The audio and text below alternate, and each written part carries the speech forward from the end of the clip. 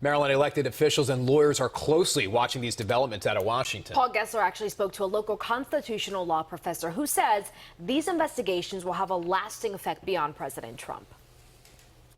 It's been more than 20 years since a U.S. president was impeached, so this week's news of opening an impeachment inquiry caught the eye of a lot of constitutional lawyers, especially here at the University of Maryland. We can't impeach a president simply because we don't like the person. But how big must the crime be? University of Maryland law professor Mark Graber says this week's news changed the landscape of the Democrats' hesitation to pursue an impeachment case against President Trump. It's very clear he was asking a foreign country to go after a political rival.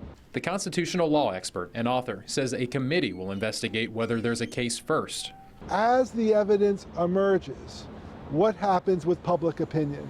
Graber, who has a degree in political science too, points out public opinion was not behind impeaching President Nixon at first either. But there's still a lot the public does not know, like whether there was a clear quid pro quo with the Ukrainian president. What is very clear is that Trump was urging Ukraine to do an investigation of Joe Biden. He says so over and over again. He repeats that there is no way that this is deniable. Still, the threshold on what is impeachable, high crimes and misdemeanors, is broadly defined. Impeachment is what a majority of members of Congress and 2/3 of the Senate will vote on. We don't know that yet.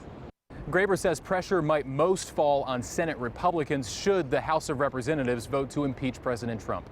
For now, we are reporting outside the University of Maryland Law School in downtown Baltimore. I'm Paul Gessler for WJZ.